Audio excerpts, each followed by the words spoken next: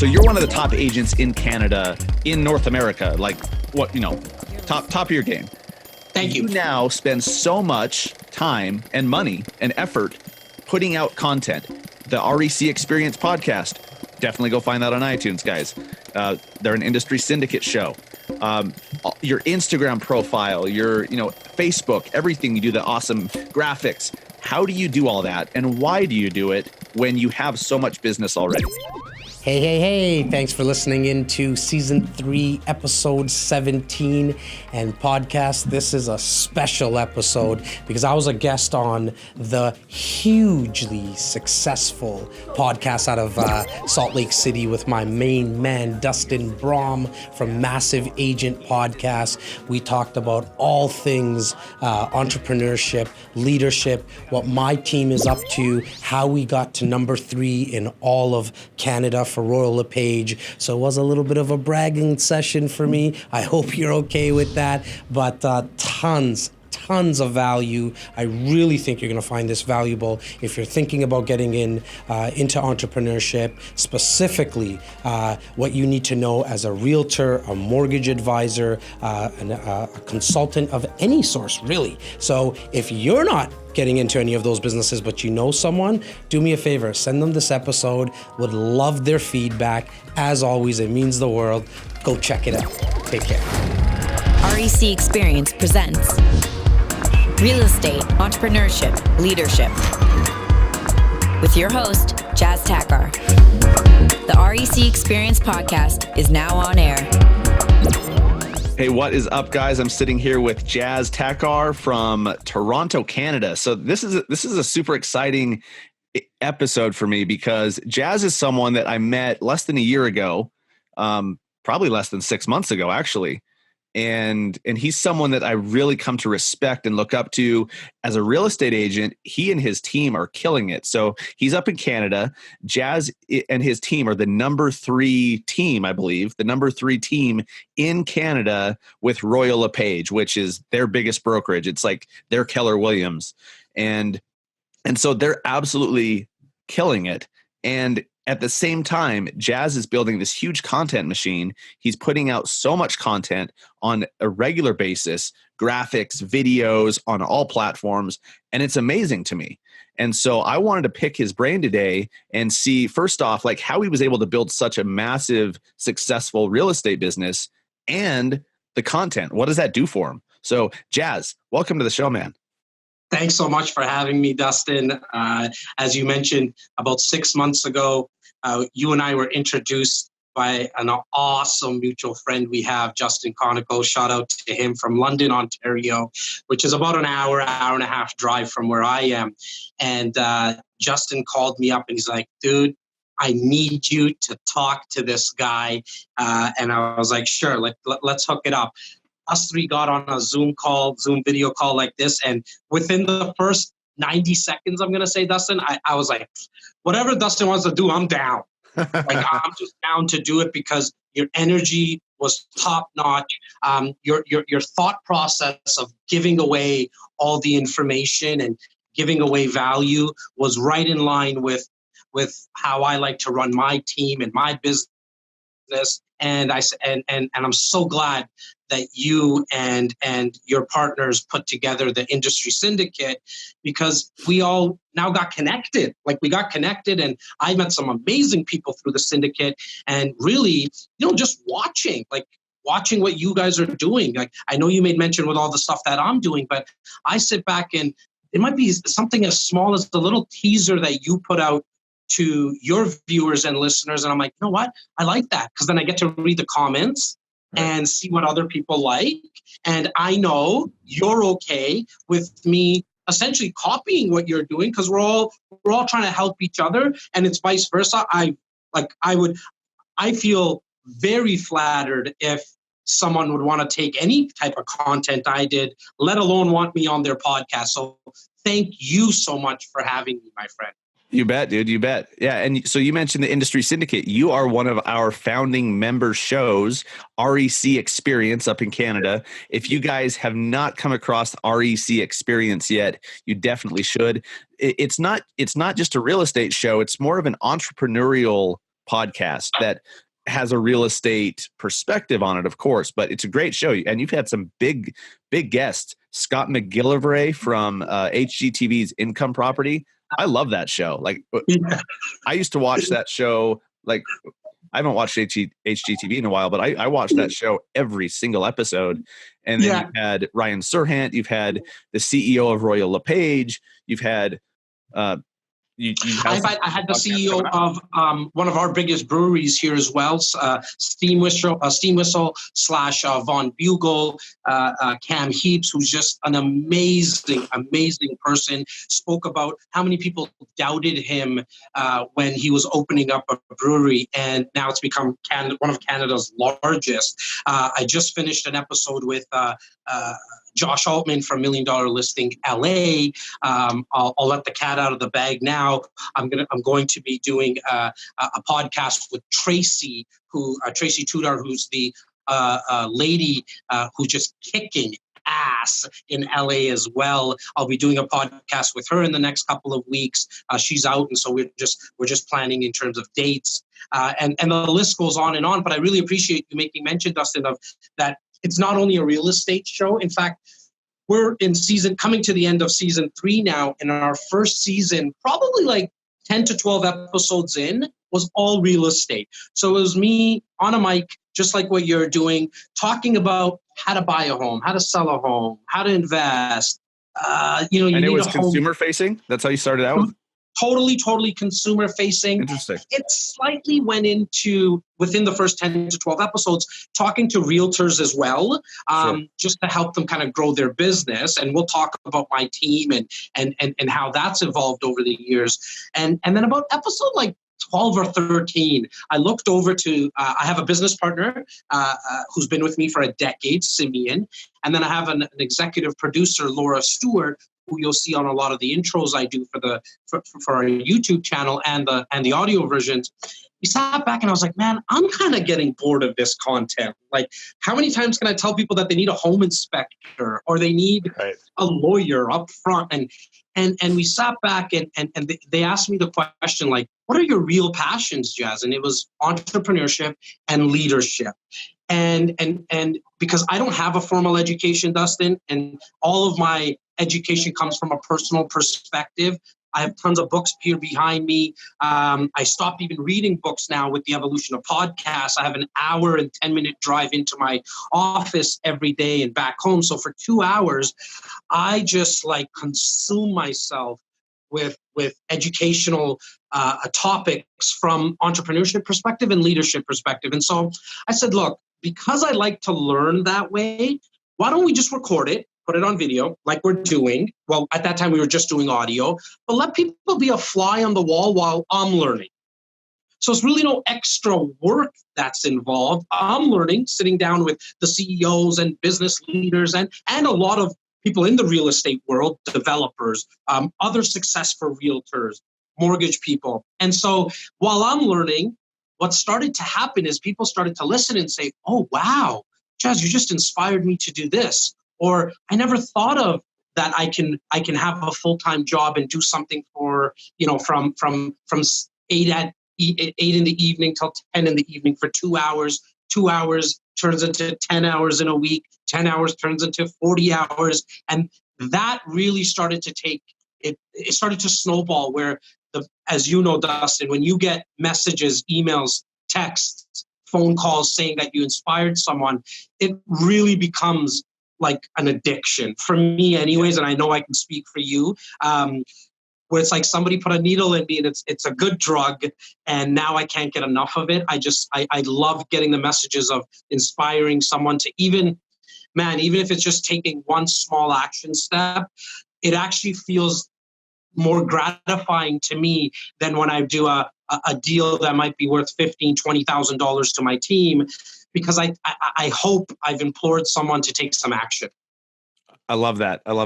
And what I picked up from that too, I mean, and I totally agree with you on that feeling, that satisfaction, that man,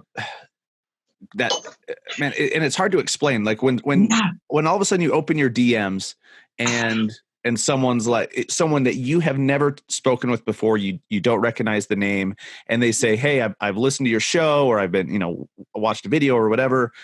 I learned this, or you taught me this, and now this better thing has happened, or, I've closed extra deals. Like, you're right. It's totally, it's hard to even put words on it. It's just amazing. It's one of those things, like I know I'm speaking to a fellow father, and aside from seeing the smiles and the time that we spent with our kids, it's like right up there for me, right? Like the amount of time I don't really get a lot of time with my wife and my kids. So obviously the time that I get, I really try to hone in on that. But when I get those messages, it's up there for me, right? And so that's what keeps on driving me to do it. And so that's what I would like. If there's anyone listening and you're even remotely thinking about putting out content, video, audio, or the written word, stop thinking about it. But just do one small action step, just like you did, man. That's exactly right. Yeah, I kind of blacked out and all of a sudden had a podcast. Like, it was crazy. I love that. I don't know if you've heard my story, and I've told it before on this show, but I've always wanted to do one. And I'll do a quick little 30-second story. It was January 1st of 2018, New Year's Day. I was walking the dog, listening to Pat Flynn's Smart Passive Income podcast, which is just great for online marketing stuff. And he was talking about podcasting and what it's done for his business and his brand and everything. And something about that within a short 20-minute dog walk, I had decided that I'm going to go back home, go into my basement office, record the first episode. Then I'm like, what should I call it? For some reason, the term mega agent came to mind. And I'm like, well, what's bigger than mega? Massive agent. And I'm like, boom, there it is. I didn't overthink it. I just freaking ran with it. And I'm like, it's just going to be about real estate marketing. And boom, I just did it and just ran with it. And then I just did a new one every single week. And here we are, so this is going to be episode 69. And wow. It's nuts. It's by far the most powerful thing I've ever done in my career, as far as audience growth, impact. So many doors have opened. Like, I get paid to speak now. It's really, really cool stuff. And I could tell, like your body language changed the second you started telling that story, right? Like, I saw the facial expressions. I see, like, you got that strut in you. And if you're exerting that much passion into something, it's impossible, in my humble opinion, that something won't come out of it, because you're just putting so much into it, and your intent is on point, and you're going to get, as you already have, the return on the investment. You're going to get obviously a lot more than you put into it. 10x, like as Grant Cardone says, right? Like, you will get 10x, if not more, out of something that you put in from a passion perspective, right? And you probably see it and hear it a lot too, Dustin. Like, a lot of people are trying to do something that gets them the quick buck, but it's not what's making them happy. And so if they went down the path of whatever makes them happy, I did a post today, first thing in the morning. I got into my office and I said, man, like, I can't hang a picture on a wall. Like, I still type like this, you know? And so I'm not good at seek and destroy typing. Yeah. That's all I do. Well, it's actually why I got rid of my laptop. And I just use my phone now. And this is going on for about 18 months now. It's because there's 1-2% things that I'm good at. I just decided to go all in on that. And it was doing things like this. I was excited about, just as excited about doing this podcast with you. I have another 10 appointments lined up in the next 8 hours with just phone calls and face-to-face, which I'm very passionate about. But I just went all in on that expertise of mine, which is get on the phone with people, meet people face-to-face, and love inspiring inspiration. And that's all I'm doing now. And I'm seeing a huge amount of returns. Well, let's talk about those returns. So you guys, I think the last number I saw was that you guys did 135 million in production. Is that right? Yes. So that works out to be a little over 650 transactions in 2018 that my team did. We helped buyers, sellers, and investors. Yeah. So some big numbers. Sorry, I was under the impression that you sold a lot of homes. So come talk to me once you've sold 700, and then I'll be impressed. Okay. We're going to get there this year. We're on track to beat that number. So for sure. That is just ridiculous. I have a pretty large team. It's segmented now in the last, I'm going to say, year into two separate somewhat teams. One is our sales force, and then I have my media squad, the REC media squad, which we'll talk about, that produces all the daily content. From a team perspective, I have 25 realtors.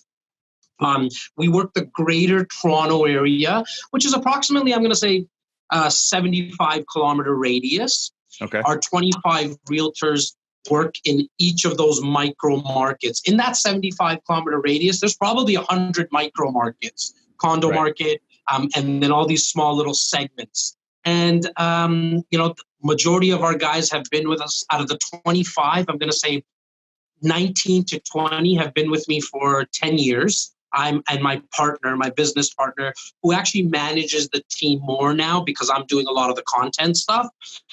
We work hard. We're at it every single day.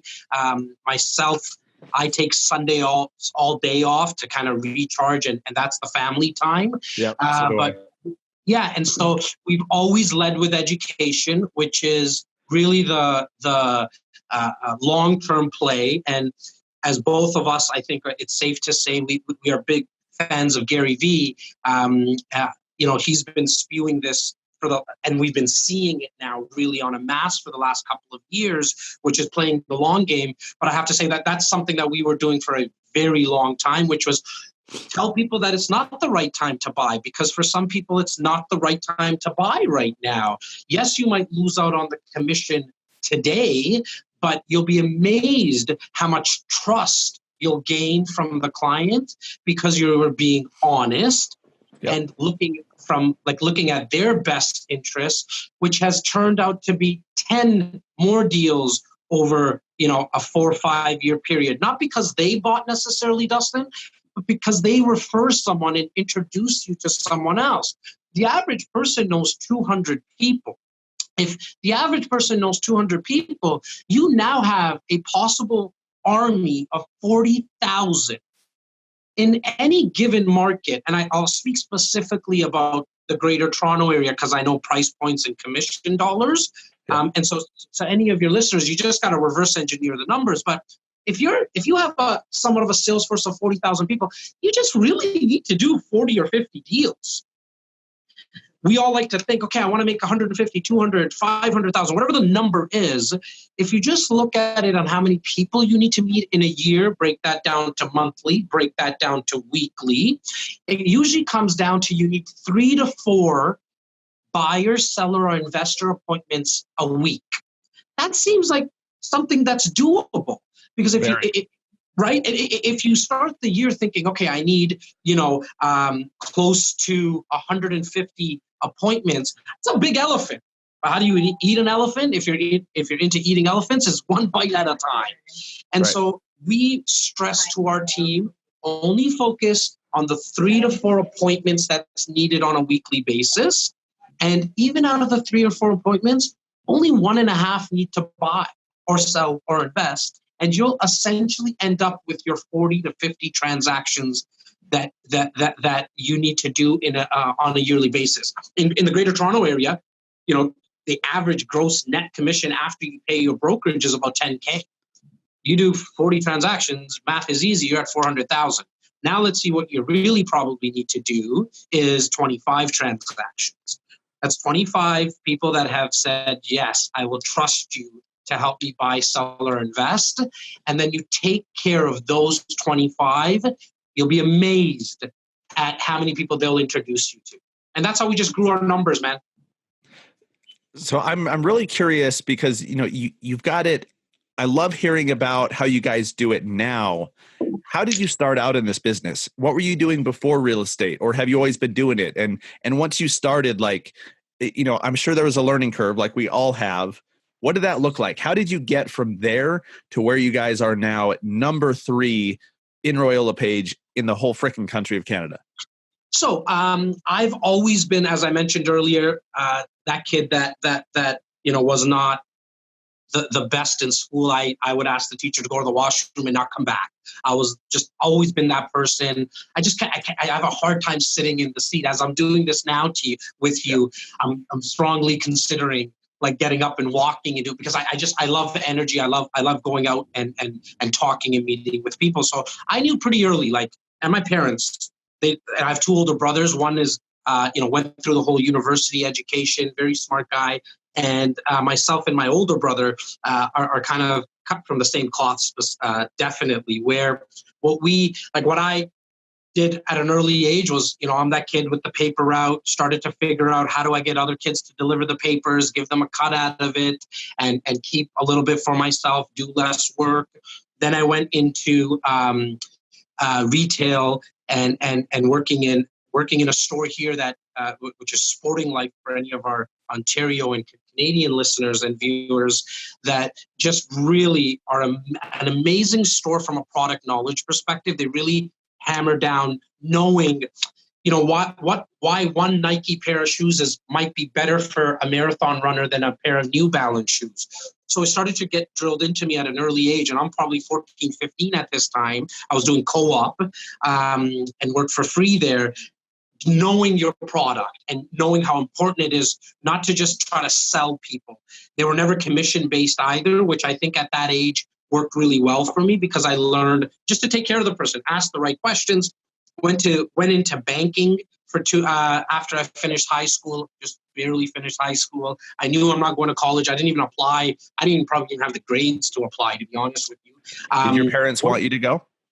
Look, I mean, I'm of East Indian descent, and the big thing with East Indians is they either be a doctor, lawyer, or an engineer. Yeah. My dad knew at a young age I wasn't going to be either, and so I got work ethic, right? Like I learned it from my parents, and so I think it was easy for them to see because my dad was a taxi driver, my mom a factory worker, grade 4 education for my mother, grade 10 education for my father. So it wasn't like they had all this education, so they didn't really hammer it down on us. They wanted us, there's 3 sons, us to get an education because coming over from India, you want to fit in, right? And so how do you fit in? You fit in because everyone here is going to school. Yep.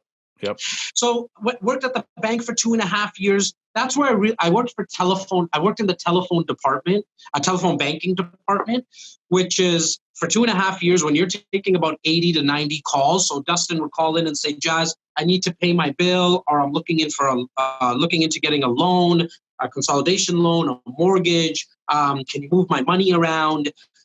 As I'm taking 80 to 90 calls, not knowing what's happening, but I really got good on the phone. Because for 2.5 years, 80 calls a day, do the math, that's a lot of calls. Small little things that I still use till this day, which is asking someone if you can put them on hold. So if another call does come in, or I got, Dustin, do you mind if I put you on hold for a second?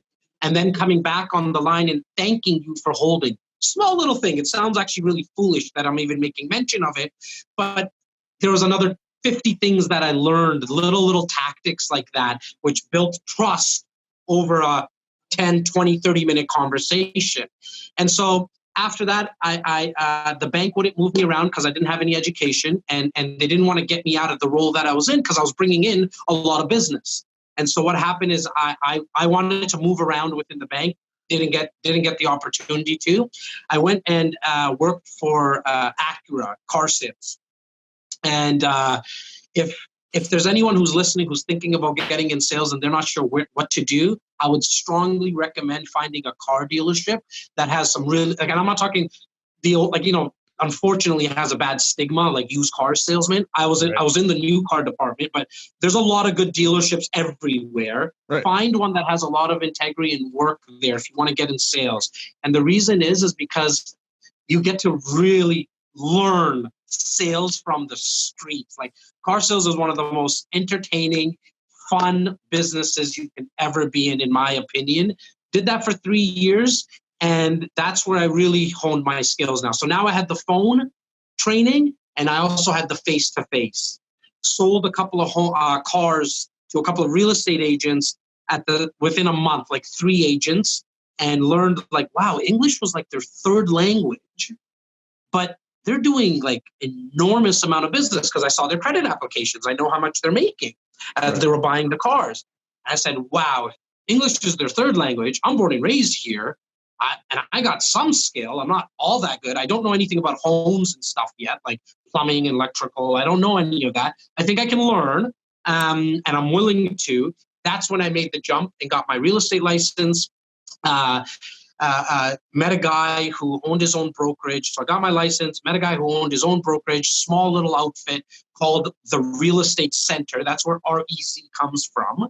So we just abbreviated it. Now I guess it's cooler now to call it REC than the Real Estate Center. Oh, it's very cool. I'd agree with that. He took me under his wing, man. And I pretty much worked for free for the first couple of years with him. He was in the business at that time for about 15 years, was my mentor, taught me everything that I know in terms of how to treat people well for long-term business. So I tell my team all the time, you meet someone, it's not the business that they're going to do with you. It's the 10 people they're going to introduce you to in the next couple of years if you do a good enough job. And at that time, it was myself and him. There was nobody else. And so I got to spend a lot of time with him. And learning directly from him gave me a lot of confidence. We then started growing out our team slowly over the years. We got to probably 50 people at once in our brokerage so it was our own brokerage. It wasn't like working at Royal LePage. And then when we got to 50, we learned, man, there's this old saying like success can kill. And it really did for us, because what happened is we grew way too fast. And because we started worrying about who we're hiring and not from a team perspective, but just the people at the front desk, the deal administrators, marketing and accounting, keeping the lights on, paying the phone bills, like literally getting online and paying the phone bills. It took us away from what we were really good at, which was marketing, branding, and sales, like one-on-one meetings with clients.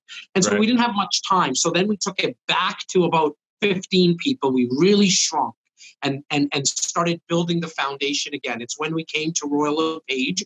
So we learned so much that we said, forget our own outfit, which was a big decision at that time, because having your own outfit is really more of an ego play, right? It's my company, it's my everything. So we went under the umbrella of Royal LePage, which is Canada's largest real estate franchise, as you mentioned earlier. And they do everything now. We don't worry about the phone bill. We don't worry about checks being our trust accounts, anything. They do it all. And now myself and my partner, we focus on one thing and one thing only, which is growing our team with the right culture. So for us, culture is a huge thing. We're now back up to 25, which is for us a very good number. We think we need to get to 35 in terms of to get to number one, because we're very competitive. Number 3 is awesome out of 18,000. Don't get me wrong. We're very grateful and blessed. But when you're this close to number 1, it kind of pisses you off that I bet. we haven't been able to get to there. So I hope I answered and articulated how we got to where we are right now. Yeah. And I love that story. What I learned from that is you didn't really talk about tactics. I'm going to ask you about tactics, but you didn't really talk about that. You talked about building a firm foundation of skills and understanding how to take care of people, how to speak, little persuasion tactics here and there. And ultimately, you focused on taking care of people, and then all the details around that, like how to do that, you figure it out. If your goal is to make sure that this person gets the best advice, the best service, and you meet the objective of selling their home or whatever, you're going to figure it out along the way. What are some of those things? Go ahead. So much so, Dustin, like, not to cut you off, brother, like for somebody who's listening, who's doing 4 or 5 transactions a year, like I'm not sure the scope of who's out there listening and watching right now, that I strongly believe the first thing that you need to do as a solo realtor, no team. And so if I was going to do this all over again by myself, I say I actually don't need with the media squad, I'm up to 35 people now, right? So 25 realtors, 10 people in part of the media squad. And I would literally do this with 2 or 3 people. So if you're just starting out, first person you need is an assistant. I mean someone who stays at the office from whatever time to whatever time, 8 hours, 9 hours a day, and they don't leave. Why? Because there's no reason as a realtor you're even uploading a listing, doing comps, printing paperwork, signing, like even offers, like we do DocuSign now. Right. There's no need. So, and everything else, there's really two things as a realtor you need to focus on, or a mortgage advisor, same thing, same kind of roles, is find people and help them buy, sell, or invest. That's it.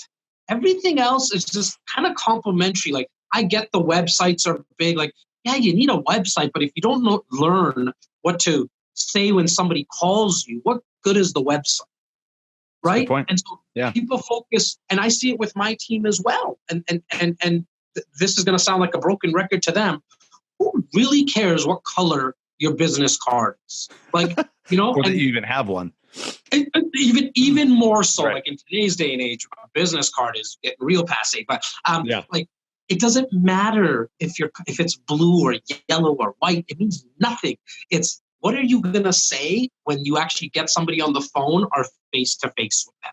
Yes. So okay, what would you say then? Let's say you're only doing a few deals a year, or you're doing however many, but you want more. Yeah. You have room for more. And all of a sudden you're getting some new leads coming in. People are calling you. They're reaching out to you. They've seen one of your videos, your articles, whatever, a referral. What do you say? Let's walk through that a little bit. Awesome. And give people some pointers.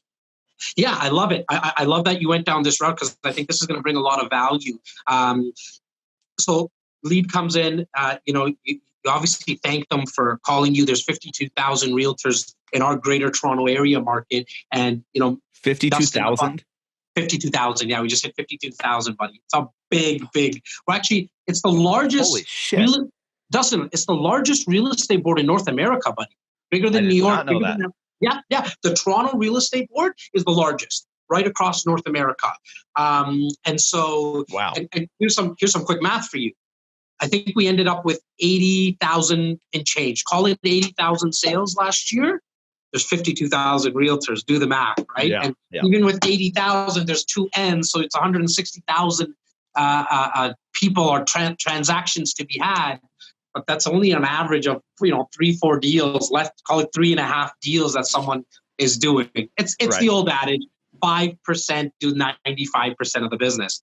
Going back to what I would say is I would make it quite easy. If it's a call, and I would say, Dustin, how can I answer your question?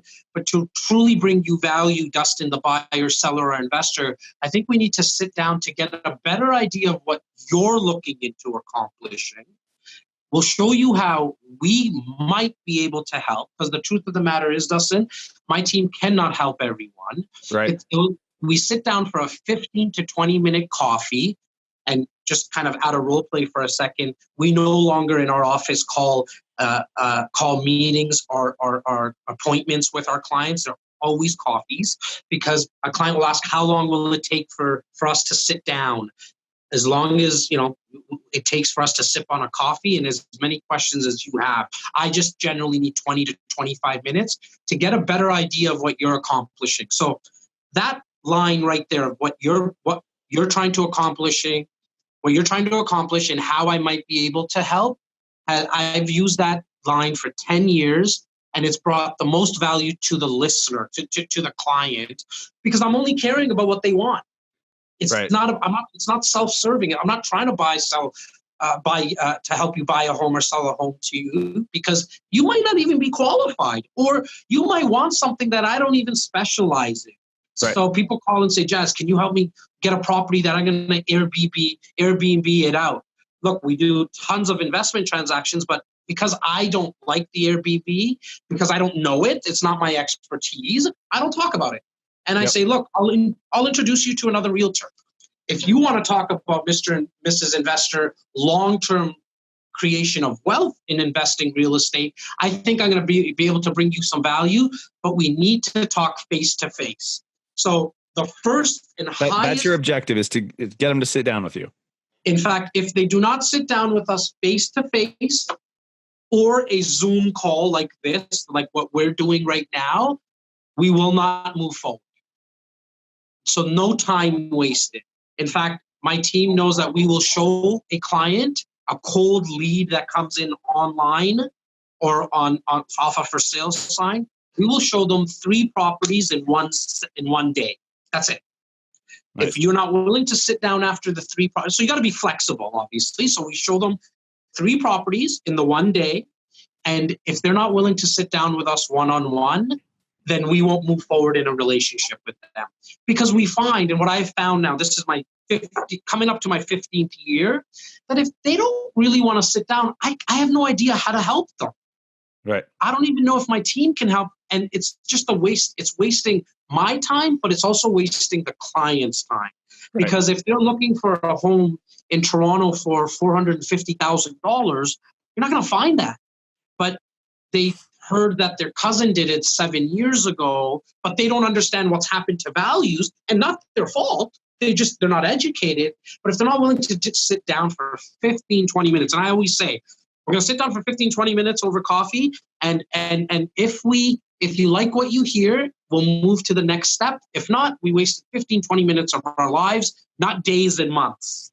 Right. What I love about this is, so this is, excuse me, this is the big difference between those that have really systemized their business, systemized the way they treat every single person that comes in the door, and those who are starving for new business.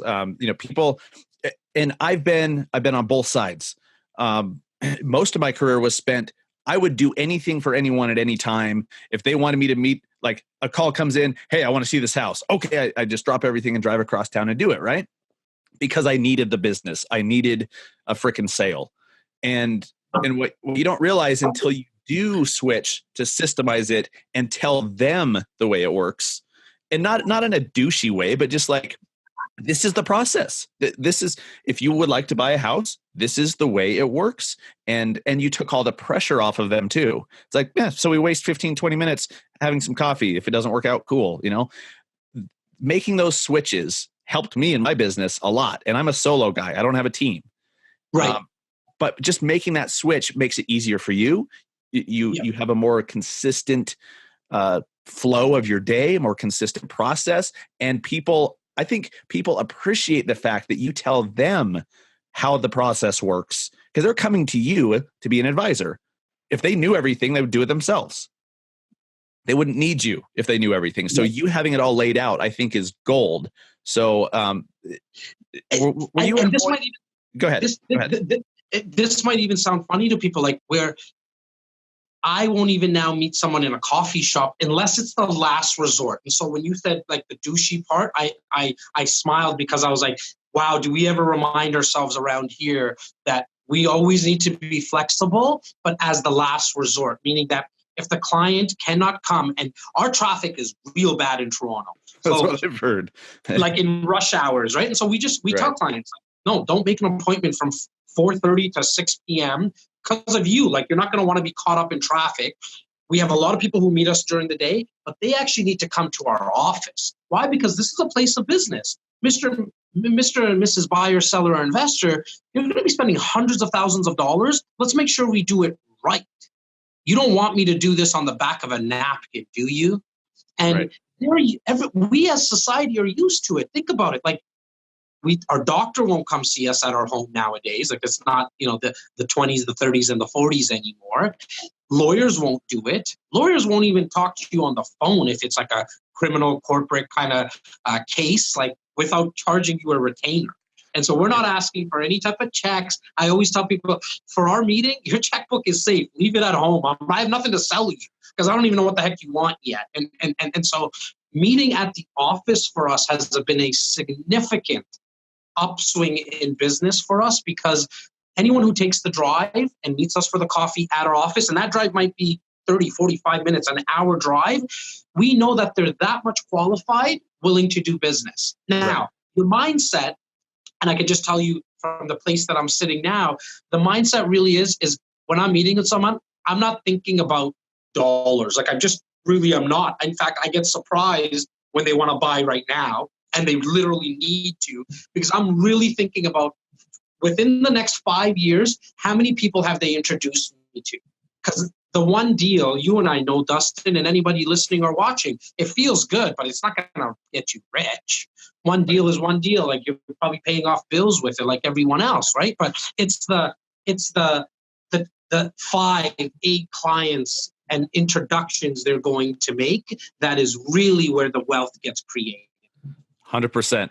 So I'm going to play a little devil's advocate because I get this all the time, and I fully understand where people are coming from. They're like, well, Jas, that's easy for you to say. You guys sell 600 plus homes. It's easy for you to not think about the commission. How do you, when you were needing the commission, and how did you deal with it then? Do you have any tips for people who they have that need, which is totally valid? Like, that's why you're in business. Do you have any tips for them on how to mask that, or block it, put it in their back pocket so they're not thinking so they don't have commission breath? For sure. I mean, one is, once you truly believe that you're going to be in this business for a long period of time, you actually just have to come to the realization you have no choice, because all you really have is your reputation. So I'm only speaking to the people that are thinking about being in the business for longer than a 5, 7, 8 year period. Like, if someone's just in this business for the quick buck, there's nothing I'm going to tell you and or say to you that will make you change the commission breath. But I think if people are taking the time to listen to our podcast and our content, Dustin, that we have people who are thinking about being in this business for a long period of time. So you have no choice. You have to put that aside. And there's little things that you can do, i.e., like, for example, in the Greater Toronto area, we have rental deals that you can do that a lot of landlords and tenants are not being serviced. The check is not as big as a buy, sell, or invest check, commission check, but it can pay some of the bills, okay, as you go. So, little tactical. I had a team member who did 100 rental deals, which is like a record in our country. Like, it's silly to do that many residential rental deals, because you need to do like 400 to 500 showings to do 100 rental deals. And the paperwork's the same, but do a few of those. Secondly, is you might need to look at yourself and say, why do you have big bills, right? And is it because you have a fancier car you're driving? Is the home too big for you? I tell my clients, you're probably buying too big of a home. It makes no sense to me why you're buying this size of a home. You don't need it. Why don't we stomach the least amount of home possible and then invest the rest? To a realtor or a mortgage person who's listening, stomach the least amount of home that you need, and you don't need the Rolex watches and the fancier belts and shoes, and then invest the rest. Just invest the rest into your own business, which is essentially investing in your own self. Right. I love that. Great tips. Yeah, I've been on that side, man, where like you're like, please just buy something, like make an offer today. I need it. But it really, if you're in those shoes right now and you're listening, I'm telling you, by putting your own needs away, like lock them up, leave them in the car when you go show the house. If you just worry about them, that is how you get paid. That's how you get paid. And more and more and more over time, like you said, with referrals and introductions. So maybe it's easy for us to say, but it's also easy to do if you believe that that's how it works. And look, and if you have to get a little side hustle and do something else just to pay some of the bills, do that. If this is the business, if this is the business that you really want to be in, I hope if there's anyone listening who's just about to get their license and get started, don't do it unless you have 6 months of living costs, at least. If you have a year, that's the best, because then locking those emotions and thoughts and feelings in the car is going to be very easy for you to do, because you got a year of breathing room. If anything, if you truly believe in yourself and you already got your license, man, if you want to invest in yourself, get a loan to pay some of the bills just for 6 months, as long as you don't be douchey, to use your word. I love that word. It's a great word. And have the commission breath. It will pay back tenfold in those referrals and introductions that I spoke about. Love it. All right. So we're running up on time. 2 things I want to do real quick. 5 minutes on, I want to talk about content. So you guys you become one of the top teams in the whole freaking country. And out of 52,000 in Toronto, that blows my mind. Like, I thought Phoenix in Arizona was crazy because they have like 40,000 agents. Yeah. 52,000 blows my mind. We had 40,000 like 10 years ago, to be honest with you. Come on, Phoenix, step up your game. It's bonkers. So you're one of the top agents in Canada, in North America, like top of your game. Thank you. You now spend so much time and money and effort putting out content. The REC Experience podcast, definitely go find that on iTunes, guys. They're an industry syndicate show. Your Instagram profile, your Facebook, everything you do, the awesome graphics. How do you do all that, and why do you do it when you have so much business already? So I wanted to make sure that we protected ourselves as a brand in terms of being thought of when people think of real estate. As I mentioned, the evolution of the podcast, specifically what happened with entrepreneurship and leadership topics, I knew my passion would come out, and it would be very easy for me to talk as it is with you. Like it's like you and I having a beer right now. It's exactly how I think of my podcast, right? It is the number one thing I think about in the morning is the branding and the content that I do. So I've spent probably 50% of my time now throughout the day producing content, 50% on the sales side. To me, they work hand in hand. It brings us, like, it's not like one is more important than the other because they actually start to feed each other. So originally I thought we were going with this podcast and all the branding to get more business, new business. What happened really quickly is I started to meet clients because we do events, live events and seminars and educating people how to buy, sell, and invest, or we're just on the phone with our clients, that they started speaking about it. So people who are already in my circle who do transactions with us, they started saying, oh, wow, we listened to this episode and we saw this guest.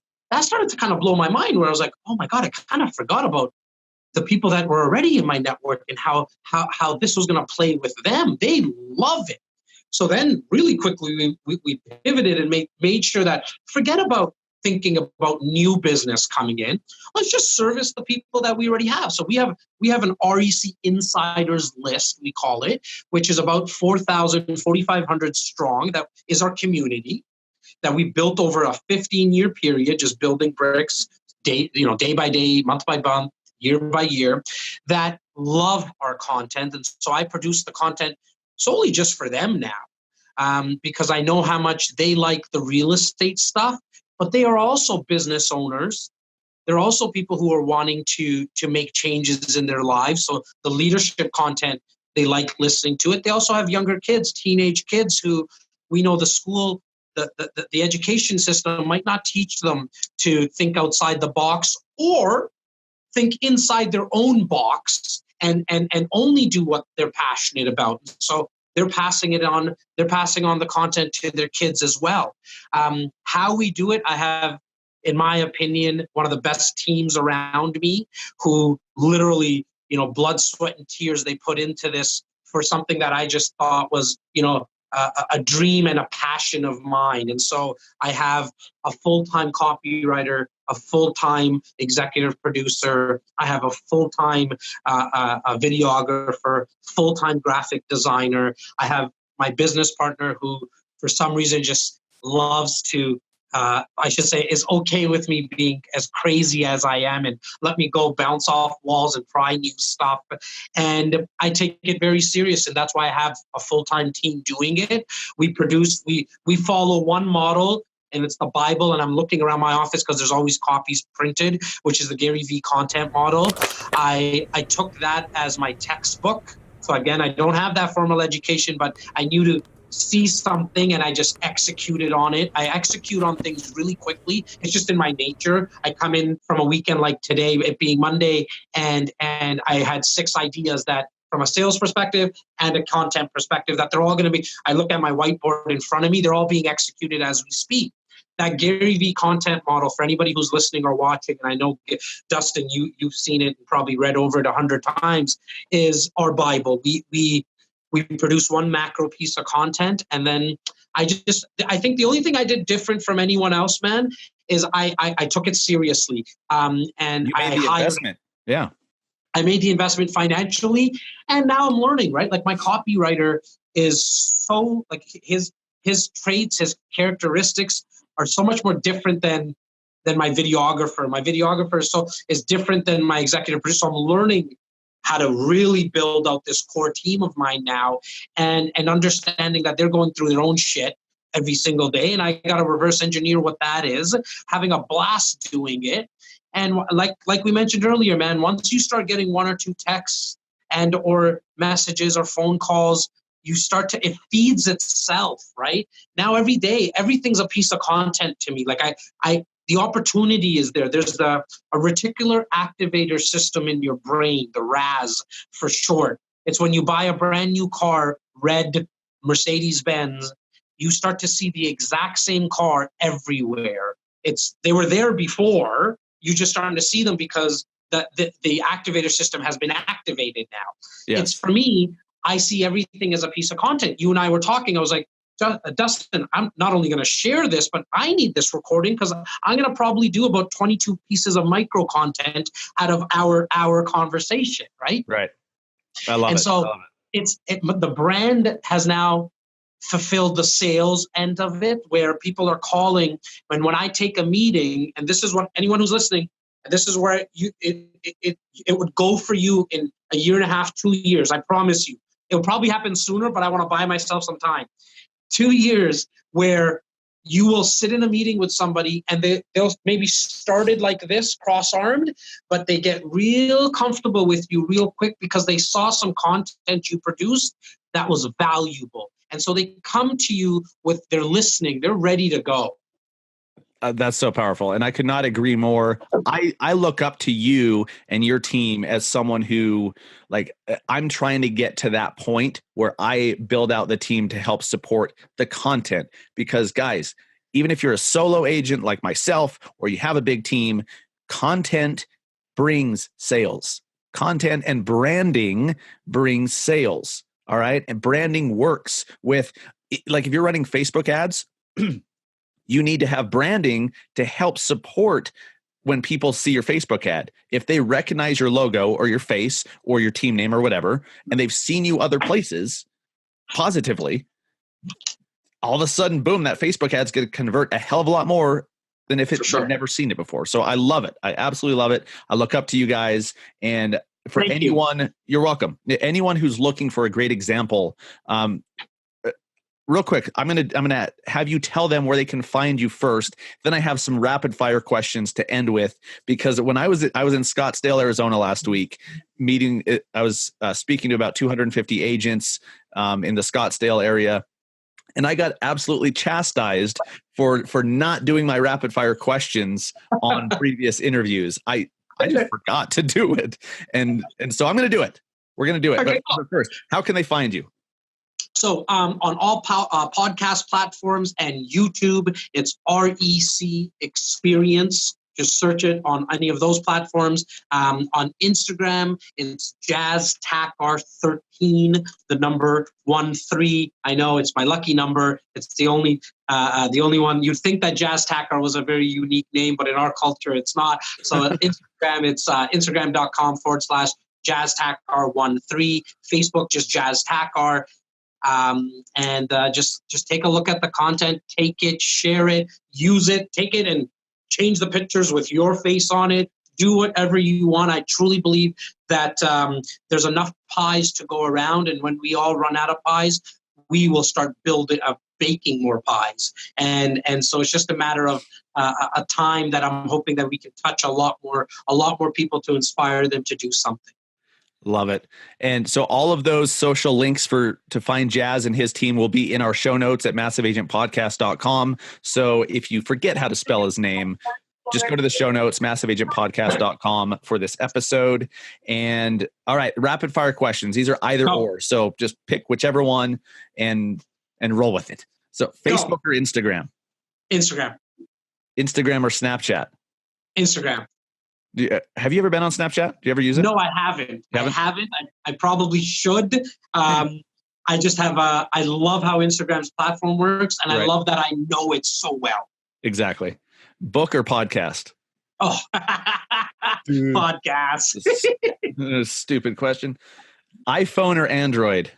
Android all day. I haven't owned an Apple product. I know they're amazing. My team has them, but Android. Wow, this went off the rails quickly. This was going so well. So well. And just kidding. Just kidding. Alexa or Google Home? Google Home. Alexa, stop. Burgers or pizza? Ooh, burgers all day, buddy. Yeah. New York or LA? Ooh, man, I'm going to go with LA. New York to me is like, yeah, look, I love New York. New York is definitely Toronto on steroids. Yeah.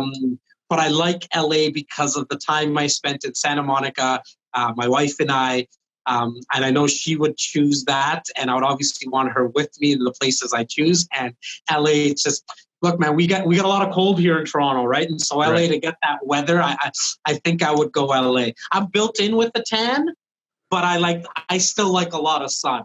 Absolutely. Well, the palm trees. You don't have palm trees in New York, or yeah, I know. Mountains or beach? Beach. City or country? City. Mac or PC? Well, we already know the answer. It's the wrong answer, but well, I don't own either. Hey, Dustin, I don't own either now. Right. I love that. So are we in a bubble, real estate market, bubble or no bubble? No bubble, especially in Greater Toronto area. I think it's going to get more expensive right now because of the fact we have 120,000 people coming into the Greater Toronto area year over year for the next 10 years. That's Immigration Canada stats that are coming into the Greater Toronto area. So that's 1.2 million, 1.3 million in the next 10 years. We need, on a yearly basis, we need 40,000 households to be built here. But we're only producing 28 to 29,000. And because of that, we have a huge supply demand issue. Anyone who drives to Greater Toronto area, you'll see a lot of green space, but that's protected land. You cannot build on that land. And so we're going through what we call the Manhattanization effect here, where we can only build up. But even that, it's not enough anymore because we're running out of parking lots. So we have an epidemic, actually, to be honest with you, in Greater Toronto, that we don't have enough homes for the amount of people that are coming in. That's interesting. That's just a great reminder that, it's all local.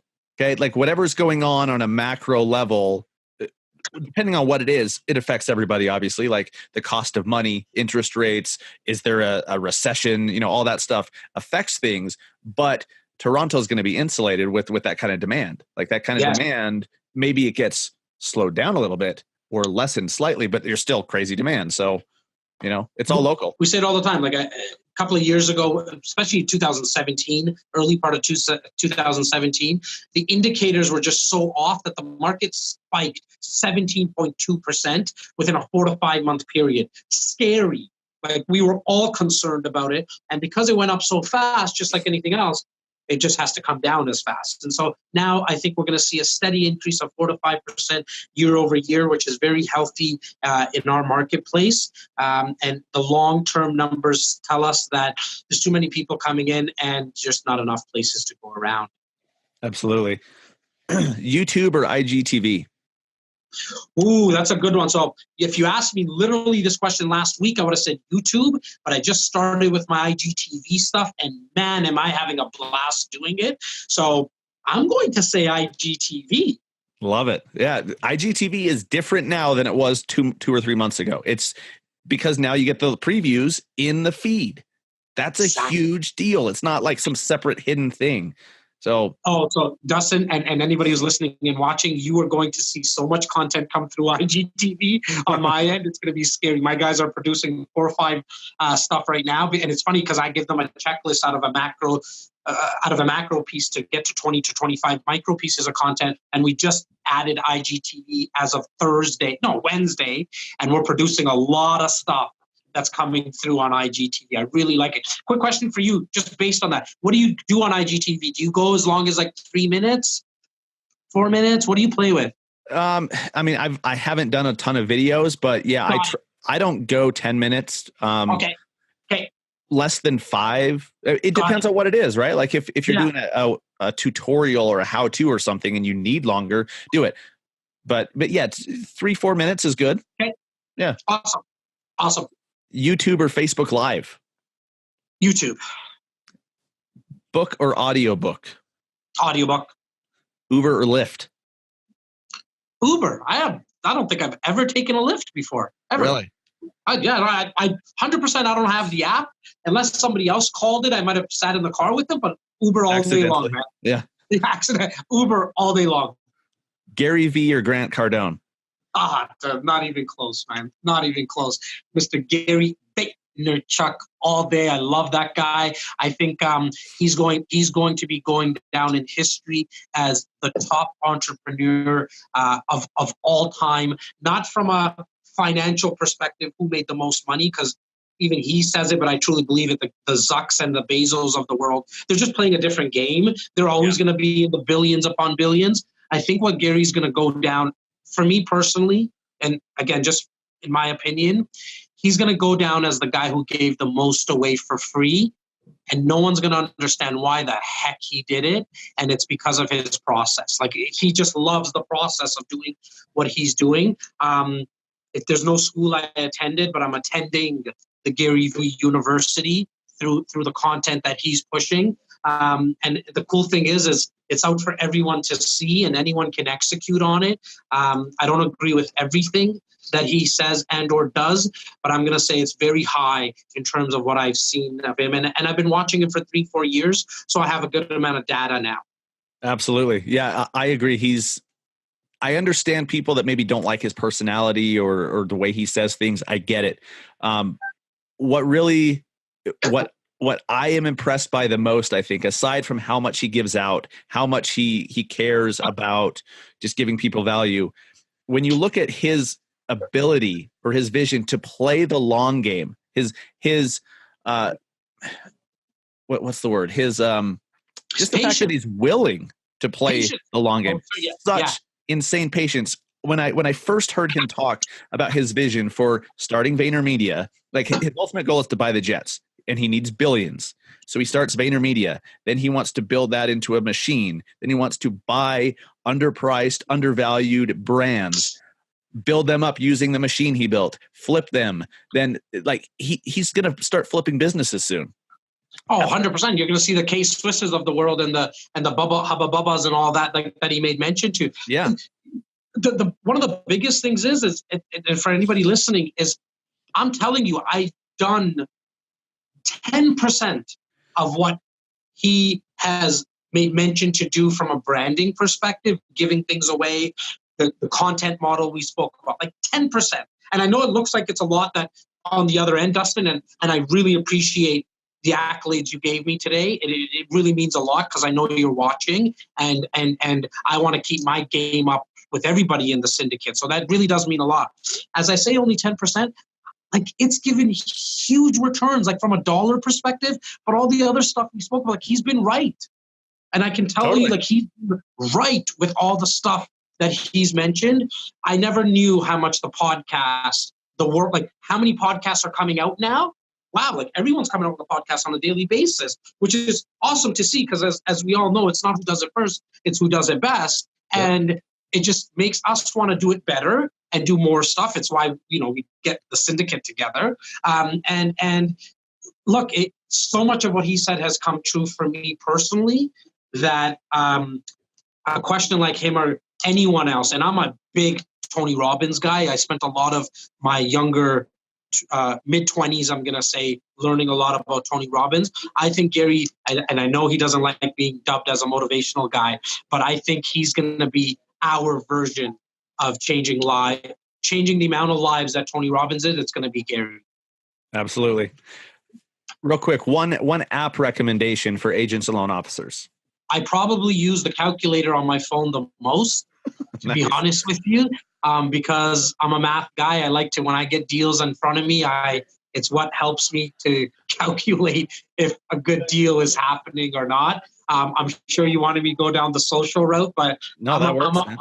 I'm a numbers guy, man. So for me, the calculator is the best, and the biggest and the best app, because for all the teachers who said you're not going to have a calculator in your pocket, right? So you better learn math in grade school. I don't know. Maybe they were a little wrong. A little bit, yes. All right. And then 60 seconds or less, what's the biggest mistake you see fellow agents making? I think it's the fact that they have commission breath, that they're not going to be, like, it surprises me in general how many people don't see themselves in 10 years from now. It's what's my 2019 going to look like, not what's my 2027 going to look like. And so the fact that the mindset is such a short mindset, like a short span, it's unfortunate because we underestimate what we can do in the next 5 years, but we definitely also overestimate what we can do in a year. And so it's that short-term mindset, I think, is the biggest mistake I see agents and loan officers, really anyone in business, make. Love it. Dude, great show. Thank you so much for being willing to take the time out of your morning. I know you're busy and you've got a shitload of content to create and appointments to take, or not appointments, coffees. You have a lot of coffees to drink. I love that. You caught that. Dustin, that's been the biggest change in the last 6 months. My schedule actually right down to my executive assistant. I said to her a couple of days ago, I said, please do not put an appointment in my schedule, because I want to brainwash myself and the rest of the team to think we're only having coffees with people. And if something comes out of it, great. If it doesn't, it doesn't. I love that, man. Hey, thank you so much, guys. If you want to find Jas on social, any of his website, everything, just go to massiveagentpodcast.com, find this episode, and it'll be in the show notes. Any last words, Jas? Look, I think what you're doing, man, is amazing. Keep up what you're doing. For anybody who's listening or watching, figure out when you can consume content, when it doesn't take any extra time. So it's net, no extra time.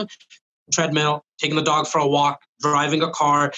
We, on average, as humans, are going to drive, I think it's equivalent to a 4-year degree in school in our cars. So use that time wisely. It doesn't have to be all spent on personal education, something that's entertaining, and we all need escapism. But find a place where you can gain some personal education. Dustin, thank you for having me, by the way, buddy. My pleasure. My pleasure. Thanks for being on the Massive Agent Podcast, man. I'll talk to you soon. Take care.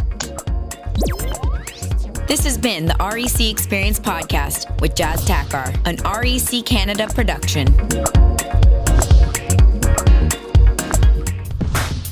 Hey guys, thanks so much for watching the REC Experience. Please make sure to subscribe, like, and share. Click here to watch and experience more videos from REC.